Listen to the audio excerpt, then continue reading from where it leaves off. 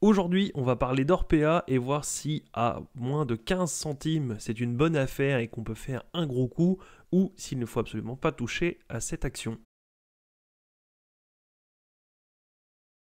Alors si on regarde Orpea, souvent les gens disent oui mais regarde, quand on regarde en jour, celui qui a acheté par ici, il a fait une méga culbute, il a fait 1 x 8 en seulement 3 jours et c'est bon. Oui, sauf qu'il était quasiment impossible déjà de prévoir que là on aurait un pic et il faut sortir au bon moment parce que un jour, 2 jours, 3 jours après, alors oui on est toujours en gain, mais on voit bien que ça descend très très rapidement et on finit finalement plus bas que là qu'on était quelques jours avant.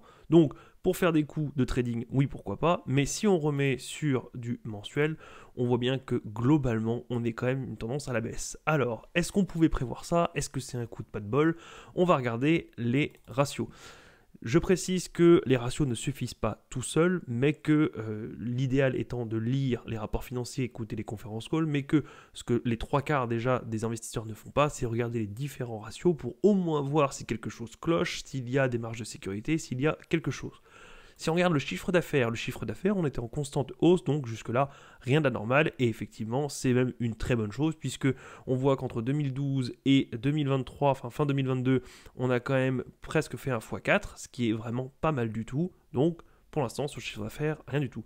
Au niveau des revenus nets, les revenus nets, déjà, on peut commencer à ticker, puisqu'on avait 80 millions. Alors déjà, 80 millions, quand on regarde sur le chiffre d'affaires, 1,2 milliard, il n'y a déjà pas beaucoup de marge. Mais admettons, c'est peut-être le secteur qui veut ça. On voit bien quand même qu'on passe 80, 97, 113, 120, très bien, en croissance. Et puis là, non. Et finalement 160, 65. Donc on voyait bien déjà que depuis une année ou deux, c'était pas génial. Alors oui, on va dire il y a eu la crise sanitaire, mais même 2021, 65, ce qui revient quand même à moins qu'en 2011.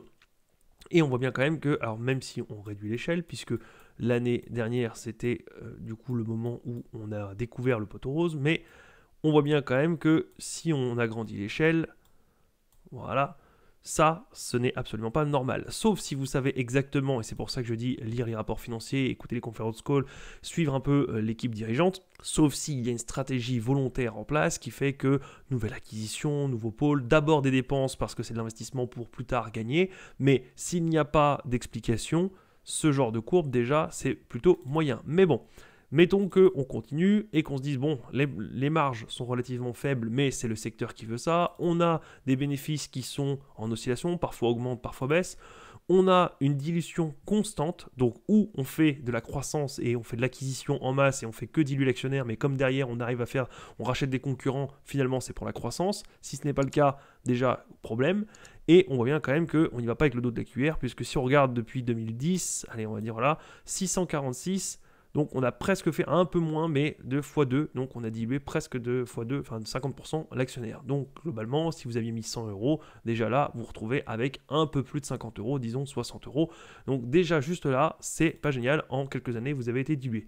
Mais si on passe au screener 2, le rocher est pas trop mal, même si on peut y mettre pas mal de choses, mais globalement, on est sur une moyenne bonne société. 8% de rocher, ce n'est pas horrible, mais on peut mieux faire, mais il n'y a pas d'alerte à avoir. Et on arrive au moment du free cash flow. Et si on regarde le free cash flow, on est tout le temps en négatif.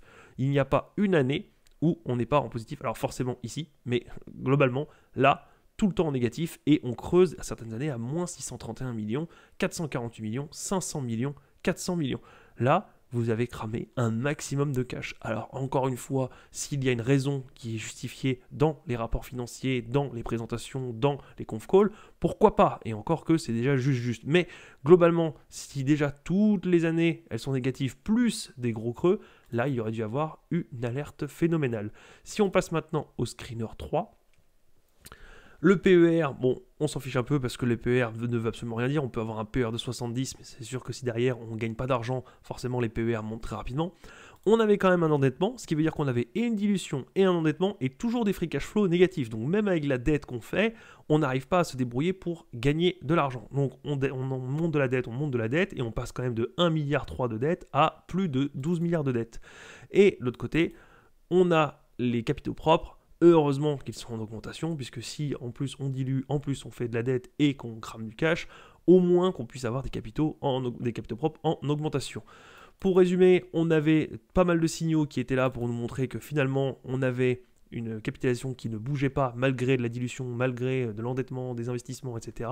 On avait des free cash flow négatifs, on avait une marge plutôt faible, on avait des bénéfices nets qui étaient relativement stagnants au bout d'une dizaine d'années. Seul le chiffre d'affaires croissant et à la limite une dette qui augmente, puisqu'une dette ne veut absolument rien dire toute seule. Une dette qui augmente peut être un bon investissement, ça peut être de la croissance, acheter des concurrents, enfin racheter des concurrents. Donc une dette ne veut rien dire, mais une dette qui monte peut être signe ou d'une société qui est en très mauvaise posture et qui ne fait que s'endetter pour rattraper le coup, ou une société qui est en très bonne forme et qui utilise l'endettement justement pour pouvoir croître encore plus vite. Dans tous les cas, souvent c'est qui tout double, c'est vraiment ou très mauvaise posture ou plutôt une très bonne gestion et du coup un endettement volontaire pour un objectif bien précis, ce qui du coup souvent est bien calculé et donc va dans le bon sens, donc c'est pour ça que je dis qui tout double.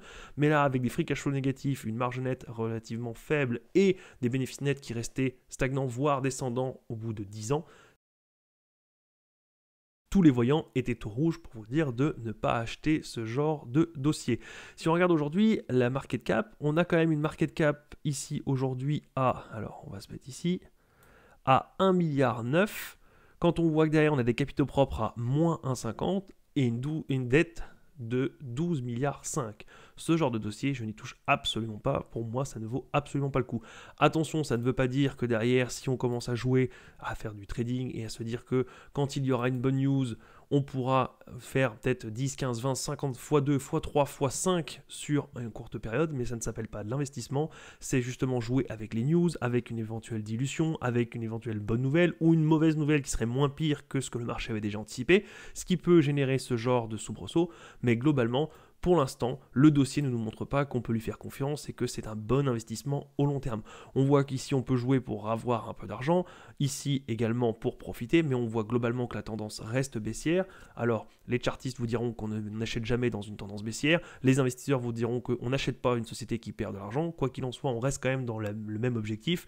Une société qui montre qu'elle se dégrade, que ce soit au niveau fondamental ou au niveau graphique, dans tous les cas, on ne touche pas un dossier comme ça si on vise le long terme, ou au moins on attend qu'il y ait des preuves de retournement et d'une nouvelle équipe dirigeante et d'un nouveau business plan pour éventuellement se remettre au plus bas, si on est vraiment très joueur dans le bas de la cuvette pour repartir, et si on veut être plutôt prudent, attendre que la société fasse ses preuves pour ensuite faire partie du voyage et se dire que ce n'est plus la même société, avec plus la même équipe dirigeante, plus le même business plan, et donc ce n'est plus du tout le même dossier qu'avant, et donc on efface l'historique d'avant, et on se dit qu'on peut repartir de plus belle avec des nouveaux chiffres, nouveaux business plans, nouvelle équipe managériale, etc.